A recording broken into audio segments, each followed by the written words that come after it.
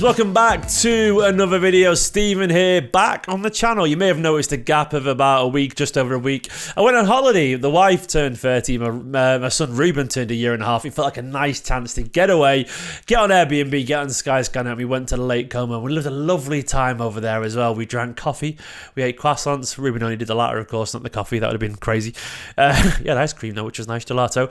And we had a really nice time. We're back, we're refreshed. I had a lovely time. The weather's gone sunny as well up in glorious Manchester. I'm going to take the credit for that. I'm looking forward to the football being back at the weekend as well. Of course, the game is on the Saturday. No midweek game because of the Champions League. We'll ignore that. But that does mean I get to talk about potential future plans and Manchester City looking forward, because there are rumours that Manchester City have got their eye on two Brazilian midfielders, as you can see from the thumbnail and the title, and I'll talk about them very, very soon. First though, I want to talk about the sponsor on this channel. I'll see you in 2 minutes.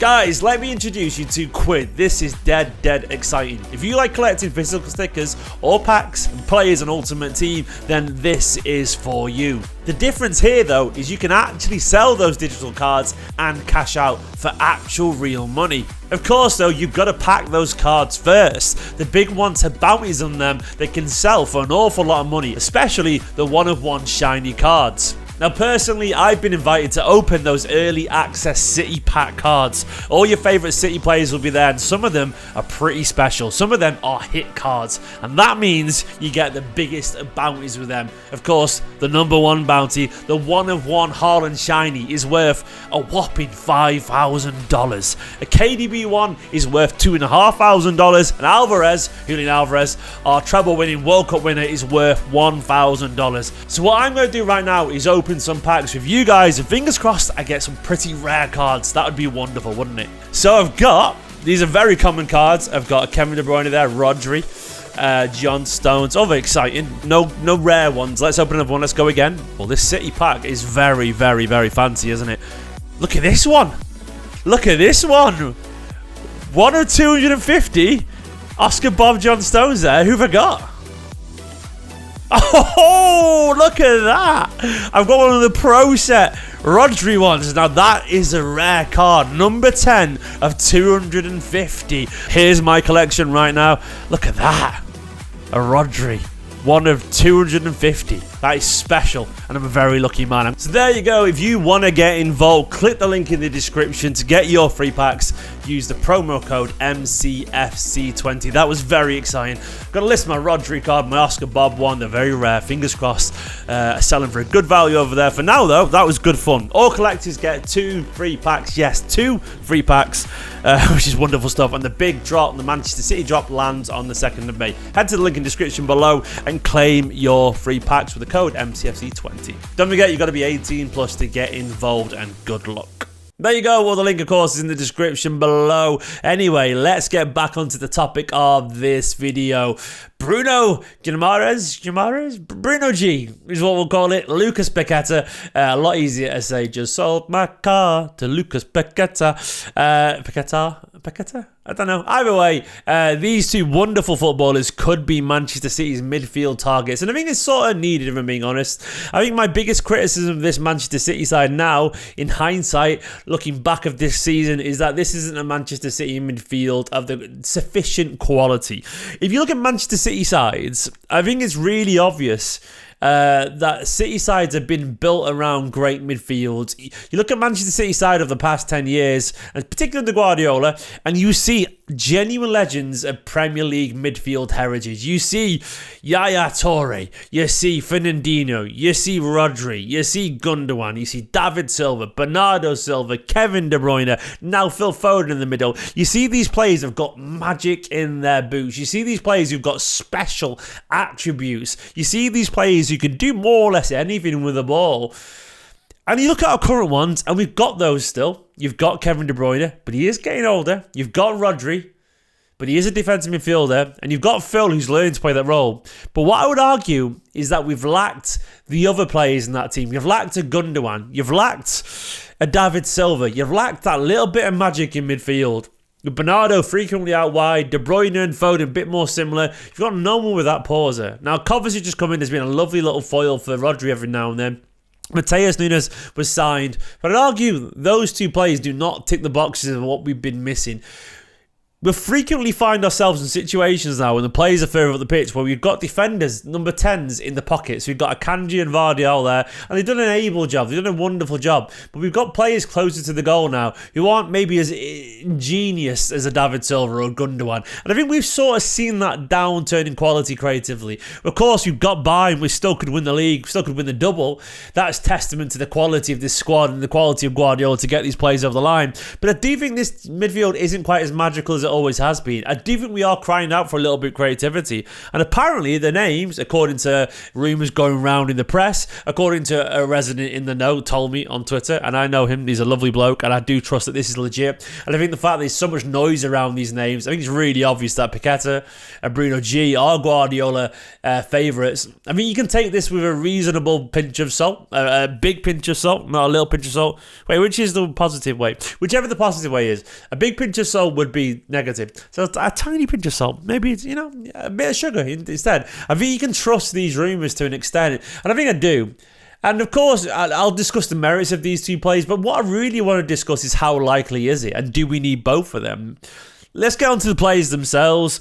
I was chatting to my good mate 𝙬𝙬𝙨𝙩𝙧 and other people on Twitter today about the merits of these players and what they would bring, and for me, I've come to the conclusion, and you'd have to think it's fair, that we are lacking certain attributes in this City side, and a lot of it's down on Nunes, and I don't want to be too harsh on him. I think Nunes is a really good footballer, but I think the difference between a Manchester City footballer and a really good footballer is they're so different. Like what Guardiola needs and what most teams need are so different. Like you can be a special footballer, but not be a Manchester City footballer. Those two things can be true. Now, I don't think Nunes is special, but I do think he's a very good player. Yeah, I do, absolutely. But my biggest criticism, or not criticism, maybe issue or problem with Nunes is that I haven't seen what would make a great Manchester City midfielder so far. I've seen a guy who can run with the ball really well. I can see the guy who can do the nice things, nice and simple, keep the passes, he can run, dribble past people. But what I haven't seen is that what I associate with a special Manchester City midfielder, the level that suffocates opponents, the level that gets you 100 points, 98 points to formidables and wins you a treble. You look at Gundogan, and what do you get? You describe Gundogan, you see a genius on the football. You see a guy with instinctive brilliance. You see a guy in the pockets who can see the pitch in a 360 vision. You can receive the ball anywhere on the pitch and know exactly what pass to make, when to speed it up and when to slow it down. A genius. You look at Kevin De Bruyne at his peak, an absolute genius who can glide past people, makes moments of absolute magic seem so simple. A vision unparalleled, spectacular finisher with left or his right foot. A world-class passer. Look at Phil Foden if he's going to come that role, and you see an elite level dribbler, a great finisher, magic in those boots. Hasn't got the paws yet, but a magic footballer.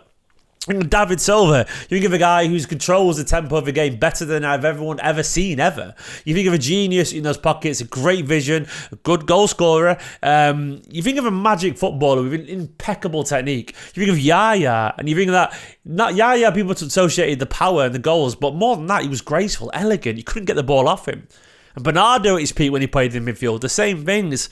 Do I see that in Nunes or Kovacic? I see Kovacic, I think he's smart, uses the ball well. But do I see that brilliant technical ability going forward that makes a special Manchester City midfielder, be it with the pauser, its pockets or the passing? No.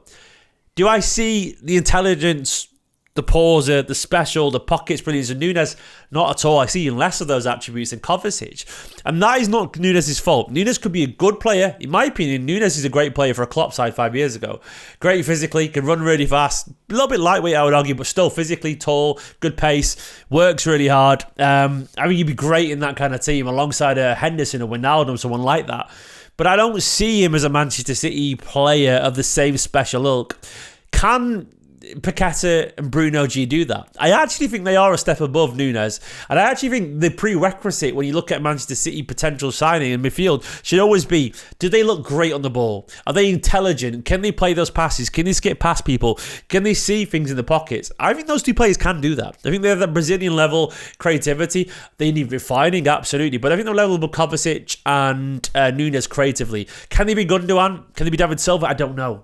But can they be Bernardo Silva? Yeah, maybe. Can they be Gundogan in 3 or 4 years from now, Bruno? Potentially, yeah. I think he's a magic footballer. I was reading the stats around it, and they've got absolutely loads of ability, those two. I don't think they are the wrong targets at all. Now, of course, you want a Florian Wirtz or a Musiala, and they may become in the future. They're the next ones. They could be special footballers. But I think we can get down on the idea of a player who isn't already established. I remember people getting down on Diaz. I remember people being a little bit on Rodri. But look at the Rodri leap. I think players of the quality of Paqueta and Bruno G can reach that level. Will we get them both, though? Is it sensible? Is it even doable? Look, you've got midfielders right now. You've got a midfield of Rodri, Kovacic, Nunez. Technically, Phillips is still there. You've got Foden playing central, De Bruyne. Where would they fit in? Phillips is in the squad at the start of the season, but he's moved on. You could turn around and say it's him. We have to address the elephant in the room. Bernardo Silva is a 50 million release clause, allegedly. He wants to move. He's been saying for ages. This might be the summer where he gets a move. Where he goes, I don't know. If those two get permanent moves, that would then leave you, if those two joined, with a midfield of Rodri, Bruno, Paqueta, De Bruyne, and possibly be Phil Foden. Bernardo could play out wide still. Well, he's gone, sorry. There we go. So that you've got those there. That's a 5 midfield there. And I think that's plenty for those 3 roles. The only thing is, who would be the number 6 alternative? I think Bruno G would be a little bit deeper. I think he'd be trusting the Gundogan type to take on that role. I think that would be fine if those two go.